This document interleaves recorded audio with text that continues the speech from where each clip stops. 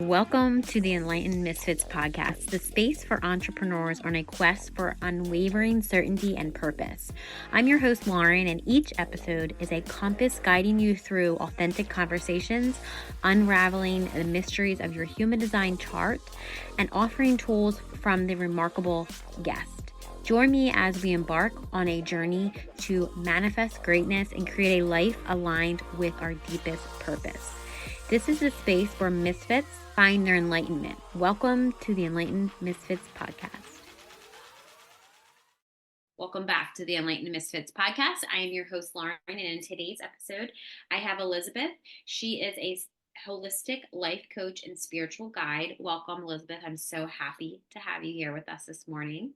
Thank you so much, Lauren. I appreciate being on your show. Of course. So can you kind of just tell the listeners a little bit about who you are, kind of where you started and where you are today? I would love to. Yeah.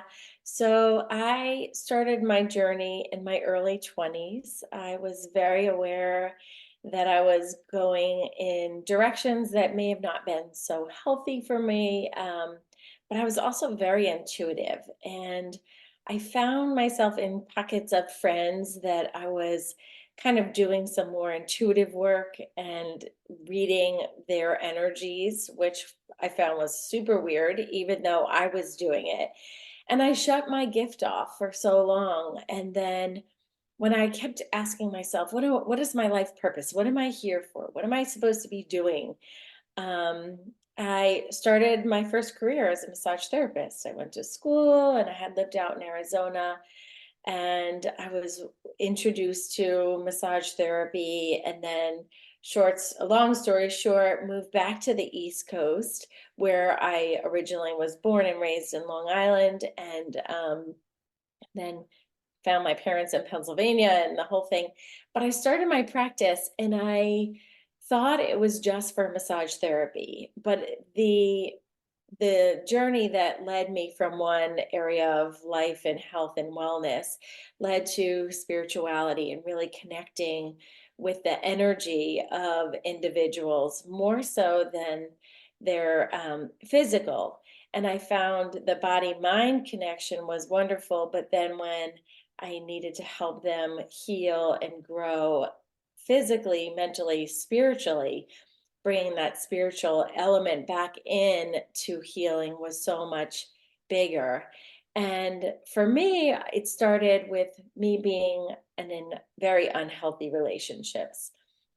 So I went to the therapist. I went to all the things that I was doing for myself professionally, in alignment with what I offered professionally. Then I realized there's more to this than the whole body mind connection. It was more the spiritual. So even though I tried therapists and tried different places to get that healing, to get out of those unhealthy relationships that was unraveling, one, the unhealthy relationship with myself, the abusive relationships with boyfriends, with bosses, all the things. It made me bring the awareness that it's so important to heal body, mind, and soul. And so that is the short version of the story of when I started and how it brought me as a abuse victim to helping others heal their relationships, beginning with themselves. I love that. And I was going to say, I can't help but if people that are looking at or watching the video, the behind you, are they dragonflies? Yes, they are. And it looks like your necklace is kind of this similar. No. It's an angel. Oh, okay. Because I was like, oh, her necklace even looks like that. Yeah, yeah. Oh, A friend of mine painted that. And she's a makeup artist, but during COVID, she was like, I have this big canvas, and she painted this big piece of artwork. And I happened to come into her office uh-huh. or her studio, and she's like, do you want it? I was like, oh my gosh, I would love that. So, Oh, I love that. and ironically, my dad passed away about a year ago. Mhm. And I always thought he was going to come to me in a different form, but the form that he shows up to me is in a dragonfly. So Oh, I yeah, love that. whenever I need faith or whenever I need, resolve, I'll ask for my dad to show me a dragonfly. So there he Yeah. is. Oh, I love that. He's I always love got that. I my was gonna back. say it's a very beautiful painting. Yes. I couldn't help it. I was like, I have to ask her what what is on. I was try. It looked kind of like a dragonfly, but I was like, what's on the other side? Yeah, So there's love that, three of them. especially like in a triangle. Yeah, Yeah, I love that. thank you. Okay, so in your experience, through all of your experience, especially where talk about like relationship and healing trauma, how can women heal relationship trauma without throwing away like that good love, for themselves first? Like, what roles does forgiveness or self compassion play in this process? Especially forgiveness, because I feel like for me personally, when my first mentor told me I had to forgive these people, I was like, absolutely not. Like, this is crazy. But then I realized forgiveness was for ourselves, not for them. Yeah, yeah. Well, first you said something so magical. You said, don't throw away good love. And that's something I live by. And I work with all my clients that come to me for relationship healing is to know what is good love, and what is a high vibrational love, right? So when we fall in love with somebody, we know that it's love. Mhm. And then love changes and shifts and morphs over time. But the love for ourselves has to be the first and number one priority.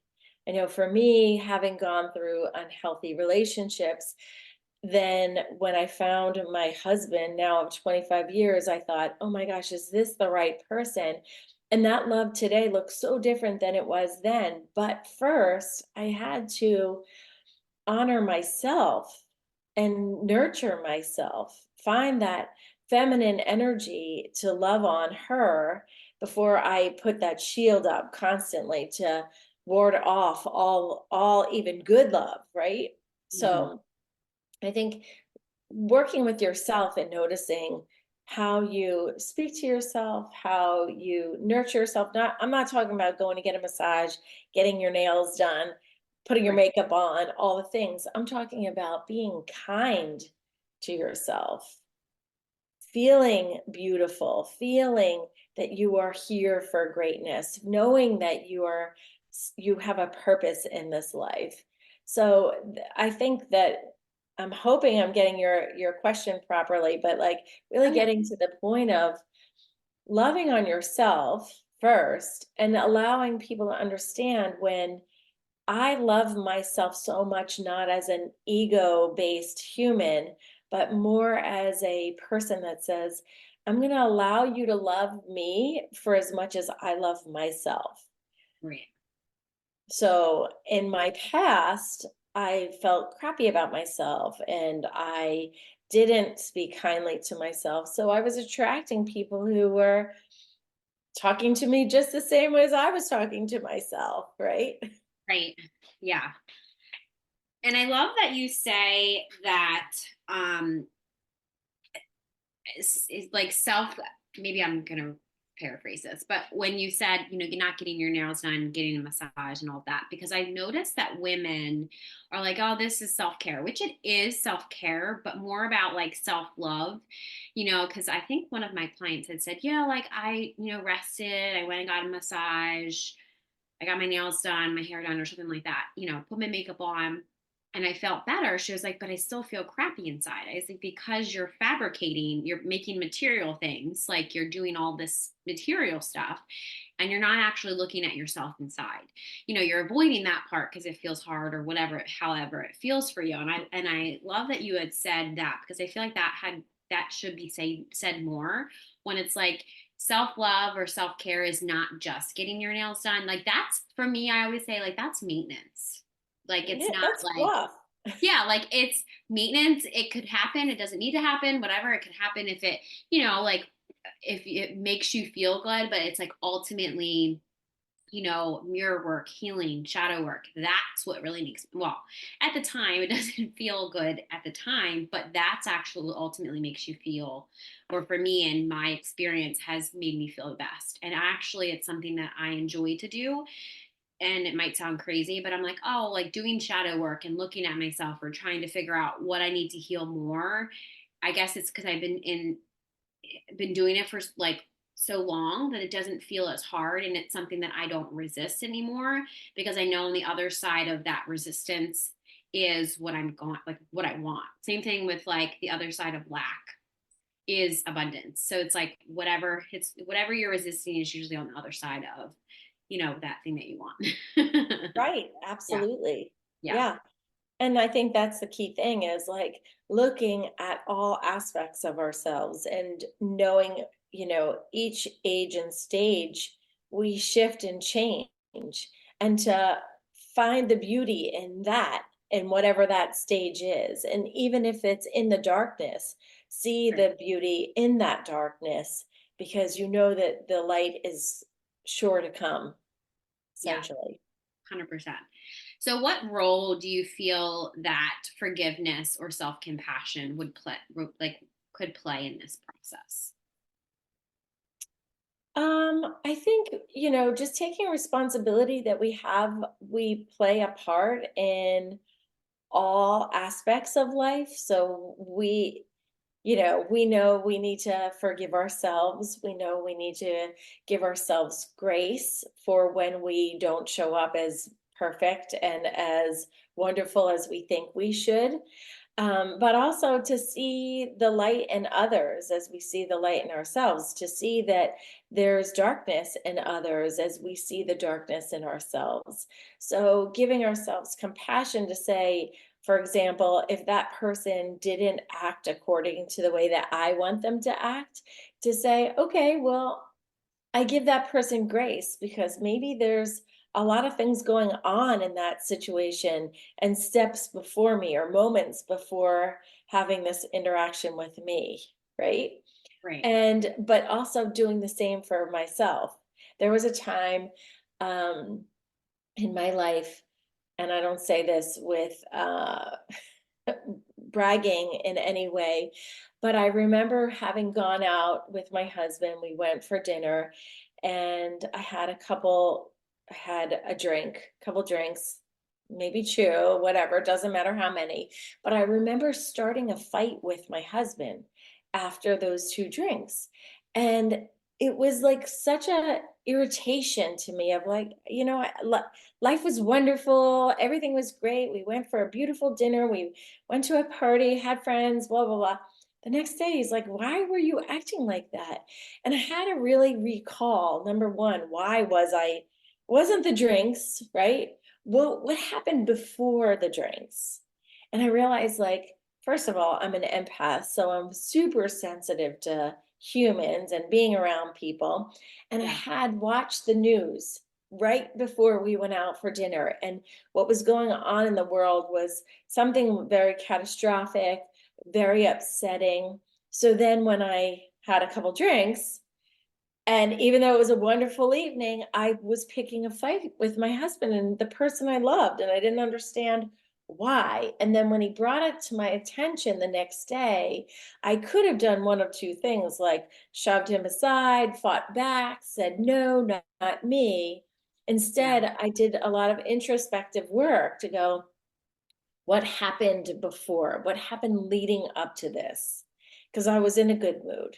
But it Yeah. was the news that caught me off guard, which caused me to feel angry inside, which then caused the argument later. So being, grounded enough as a human being to say, sometimes we do things or we say things that aren't nice, but Yeah. what's causing us that disruption, and to look at that is more important than to give yourself, shame yourself for being an awful person, right? Yeah. And I like that you said about shaming yourself to be an awkward person because there's a couple instances. Now, I don't drink often. I used to use, not that I was like an alcoholic or anything, but I used to use alcohol to suppress a lot of my uncomfortable, big emotions or, all that stuff. So I kind of steered away from drinking. But lately, I tried to drink, here and there. And same thing, I didn't realize that, my boyfriend would be like, you get so angry when you drink. And I'm like, well, it's not that I get angry that that I'm drinking. It's because whatever I'm holding on inside and I'm not speaking about, it's easier. It comes out a lot easier when you have, like, you feel more relaxed. You feel like, oh, I can talk about this now. And, he was like, well, what is the solution to that? And same thing with him, when he drinks, sometimes we argue. And he's like, oh, we just can't drink together. I said, no, you're doing the same thing I'm doing. You're not talking about things that are upsetting you or that you feel a certain way towards. And most of the time, it's not towards me, it's just inner child stuff. So I love that you had said that because I feel like there's a couple other clients I have that had similar experiences in their relationship, and they're like, I can't drink because I like to drink and enjoy like drinking, but I can't do it around my husband because we always argue. So I always ask them, well, what inside of you is making you argue with them? Because nobody makes you argue. If you're gonna argue back, you're in that too. Like, there's no argument if one person's just talking to themselves. Right. So I'm like, if you can't blame the argument on them. You're arguing back, right? Now, if they're just sometimes I'm very good at just like, if I could just feel this very, I'm like, oh, he wants to argue today, or oh, he's just miserable, or he's, upset, or he's stressed out at work. I will usually say, are you okay? Do you want to talk about something? And then he will then just start talking normally just about whatever happened at work. So it's like I can kind of take myself out of it and he just needs to vent, right? But I feel often, a lot of times, we think we're the problem, or it's because we've always been the problem in past relationships, or when we were kids, it's our fault that our parents are mad and screaming at us. And it's not like they didn't just had a bad day at work or something like that. So it's like, I feel like honoring that time of like what happened before is I'm gonna definitely remember that, because I feel like sometimes I could feel like, why is he so miserable and mean? And I can honestly just say, well, what just happened before you came in the house? Like, what Right. happened at work? So I can put it back on him, and it's not like, and I'm not sure if you know much about human design, but we're both projectors. So whatever projector screen we're looking at or happened is what we're going to be interpreting, or like how we see things. So it can get very chaotic in an argument between the both of us because we're both looking at two different things, and Yes. and at the end of the argument, nobody even knows what we're arguing about because it's Right. completely different perspectives. And I'm like, so that was literally a waste of both of our energies and a pointless argument. One of us should have Exactly. just said, what's going on? Like, what happened before that? So I'm gonna definitely use that. So thank you for that. Yeah, yeah. A lot of times, as an energy worker, how I see it is, what like, if you just gone through a tornado or a hurricane, right? And all of a sudden, maybe if you're a teacher and you have kids all over you and Yeah, you're bringing in all their energy, and now you yeah, come home and you've got all their energy and you just feel irritated and agitated, you yeah, might just kick the dog as soon as you walk in. You might, so you yeah. have to look at the steps before the next encounter, and Right. how important Yeah, it is for us to all understand that we're all human and we're energy, but we absorb other people's energies. yeah, So as you come home from work, if you work outside of the home, or when you come together wherever you are, you're bringing other people's energies with you. right, So it's really important for us to just allow it to like settle and know that this isn't my stuff. This is their stuff, right? This is, right.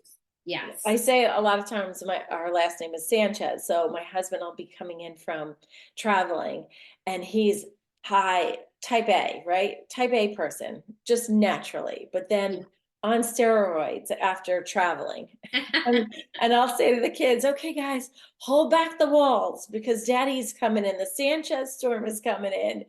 And just know, so I'm teaching them, even in their young life, that Yeah, it's not dad, it's not you, it's yeah, not dad being angry, it's that he's got all this other energy attached to him.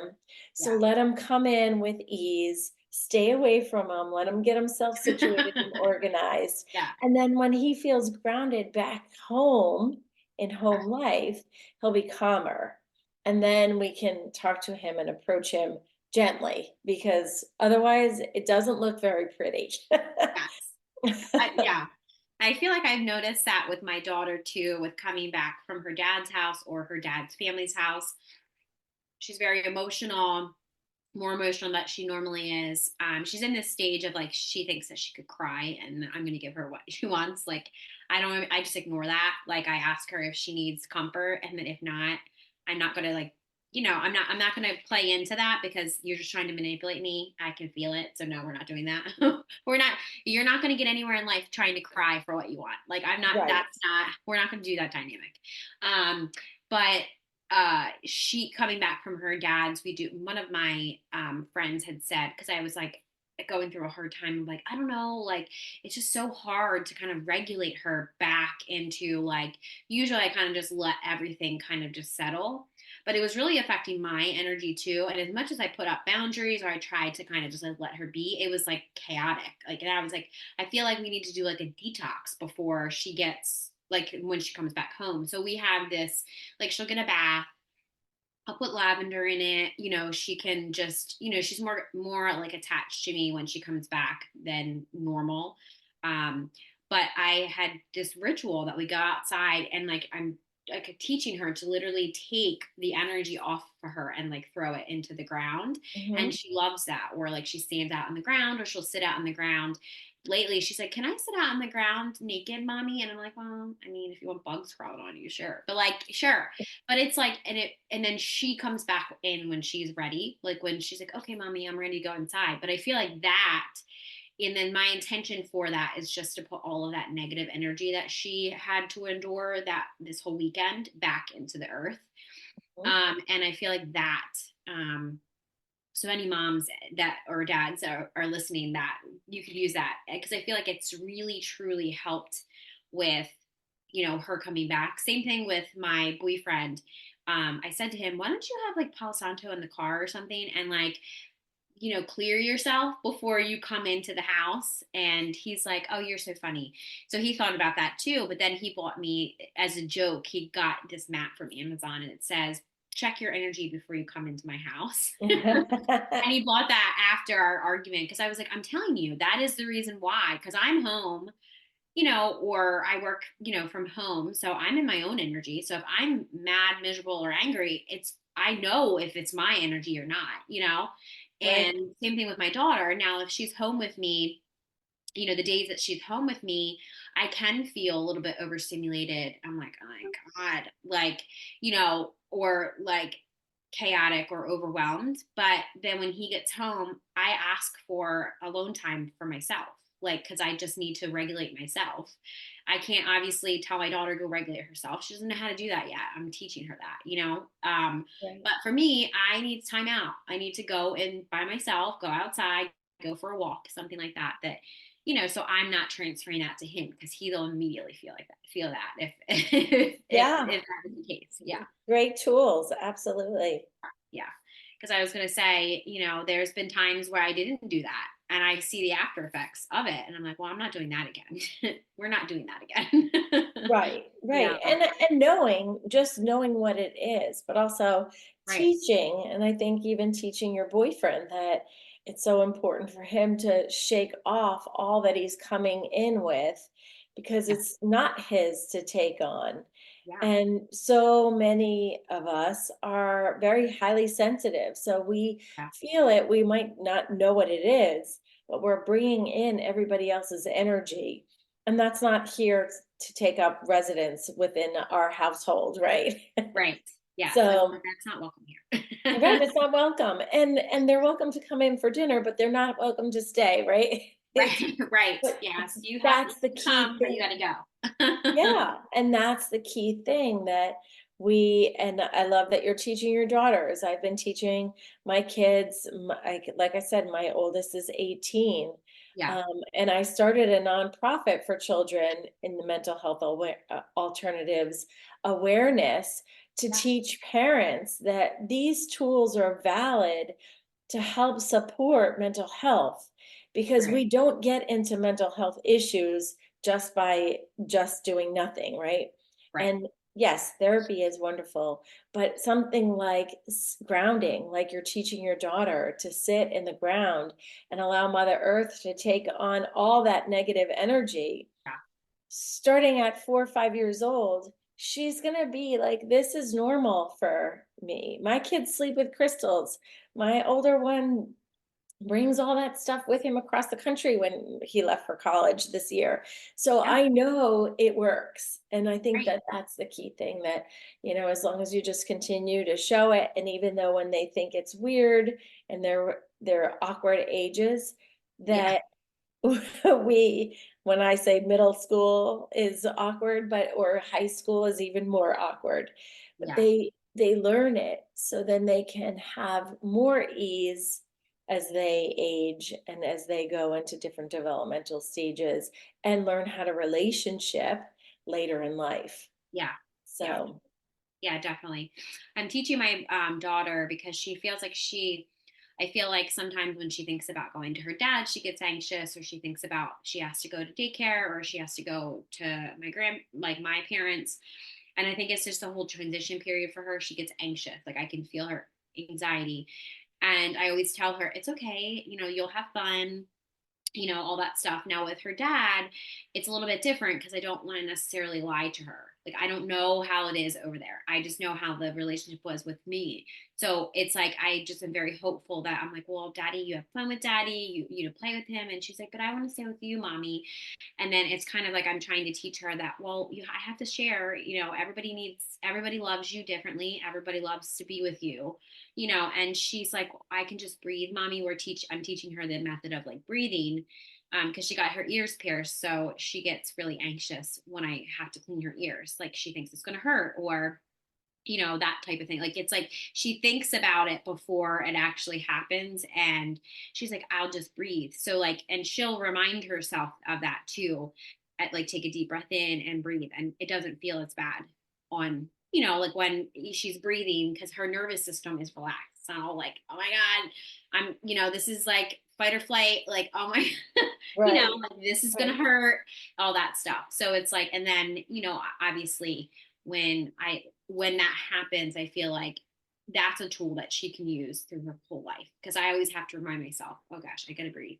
Because I always feel myself like holding my breath, or my body's tense, and then it feels worse. I feel like when your nervous system's all like can't relax. Absolutely. Yeah, Absolutely. yeah. Yeah. So talking about that, so chakra healing. Obviously, I know we both agree that that's a very powerful tool, and within your practice, how can women entrepreneurs use like chakra healing to overcome trauma and align their energy with their personal well-being and their business success? So I've worked with business owners for many, many years, and again, not approaching the emotional body. So the chakras are the emotional body. It's something that you necessarily can't see, but it's the first body that shows up before the physical body. So if we're stuck and we're feeling like we can't do something, or we can't get out of our head, or we can't embrace the universe to support us, to help us open doors of opportunities, then we don't necessarily get what we want to achieve or accomplish what we want to accomplish. So when I work with individuals, helping them to understand some of that old trauma and baggage may be stuck in some of those chakra systems. And it could be a story. It could be like I think you mentioned your daughter being so young and having gone through a divorce, the instability of what a divorce could have caused, and caused um, that grounding feeling to not feel in their body, feel safe. So another reason why your daughter loves probably to get naked in Mother Earth, because she just wants to be so close to the ground, to be grounded. So seeing how these traumas that we don't clear, if we don't understand them, we don't, first of all, we don't ever clear them totally. We get to know our body, right? And life changes and our body changes again. But we could bring some of these traumas into our future self and have forgotten about them, but know that, oh, well, that system might be off. Oh, my sacral chakra might be completely out of alignment, and I'm stuck and I'm not having fun and I don't see life purpose, or what, all the things.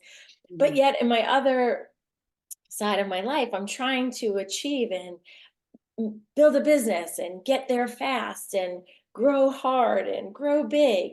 Well, if you're not balanced in that system, it's like playing a tug of war with yourself.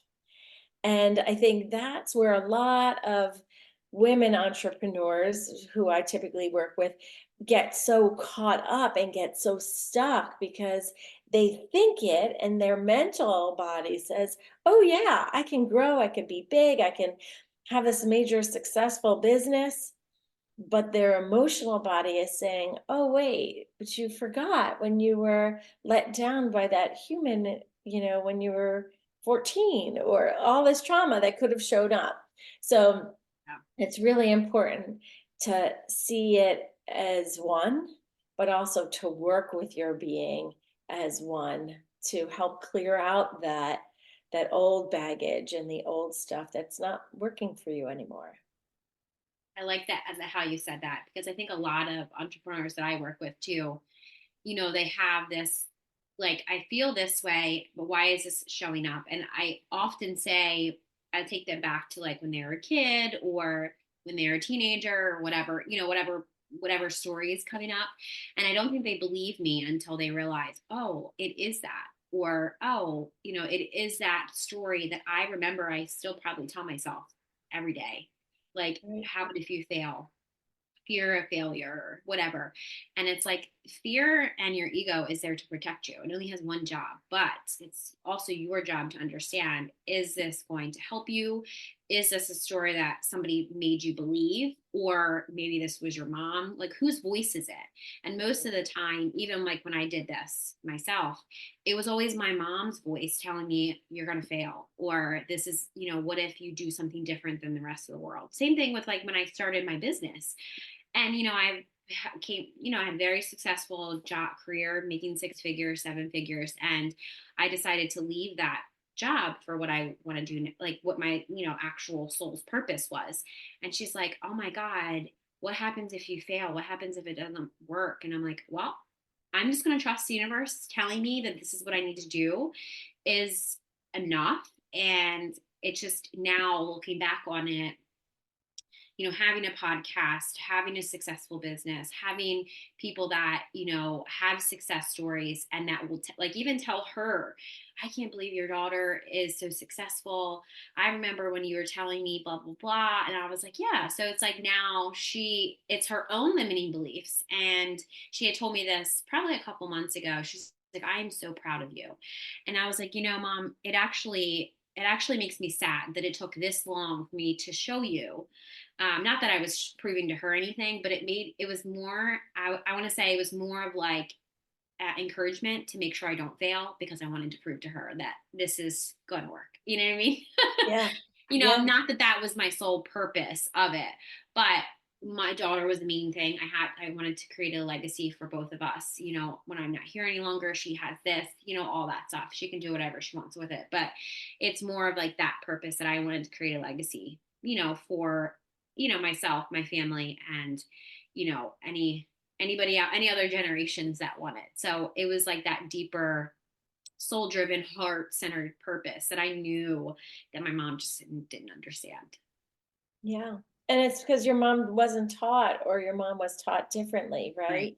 And Yeah. so again, in this karmic life, you got that type of a mom, so you can push through and Right. succeed, and then be Yeah. on this podcast to teach so many others that Yeah. if their story is similar to yours, that we're here together as light workers to light up the world. Yeah. But we can't do that properly without having seen what the dark looks like, Right. right? Yeah. Every single light worker knows what the dark looks like and is very well aware of how difficult and challenging those moments are. But it's what we do from getting through the dark to get to the light, and how we share that light is what's more important than that darkness, right? Yeah. I always remind people that how would you know what good or bad feels like if you never felt both of them? You wouldn't know. Like if everything was always good for you, then how do you know what bad feels like? Or if everything was like always bad for you, how do you know what like it feels like for like good? You don't, because you wouldn't experience it. So I always say like your experience is what shaped you. And it's like now, obviously going through different stuff, I didn't understand it. Now I do, but like I didn't understand why I was going through it. It was like that victim mentality. So like now it's like that victor mentality of like, oh, I needed to go through that to, how am I going to teach somebody anything if I didn't go through it myself or something similar? And I feel like all of us have very similar experiences. Um, like I feel like that I've met that have very similar experiences, if it's abusive past, if it's abusive parents, if it's abusive relationships, if it's, whatever it is, if it's addiction, if it's this, if it's that. I feel like all of us have it all feels very similar to our physical bodies, like, or our mental or emotional bodies. Right, right. Yeah. Well, I could talk forever about this. So, before we wrap up, first, is there any last nuggets of wisdom that you wanted to share with the audience? And also, where can people find you? I'll also make sure that your links are in the description box too. Okay, I think the one thing that's coming up for me in what we talked about, and I think we talked a lot about a variety of things, and a similar theme of abuse or not feeling worthy, the or life that's more, joyful or peaceful. Finding that importance to learn how to place your hands on your heart, take breaths in, and just ask, what does my heart need? What is it that I desire? How can I love myself more today than I did yesterday? And so I think that would be my big nugget to share, to finish or to even ease from this conversation, because it might have caused some pricklies, but to just Yeah, place your hands on your heart and just breathe, and then yeah, hear if it needs something, right? yeah. I love, love, love that. Thank you so much for joining us on today's episode with Stephanie on the Enlightened Misfits podcast. If you enjoyed today's episode, don't forget to subscribe. You can leave a review and share this episode with somebody that you feel that will gain knowledge from listening. Stay tuned for more captivating conversations in the future. I hope you have an amazing rest of your week, and I will see you next time.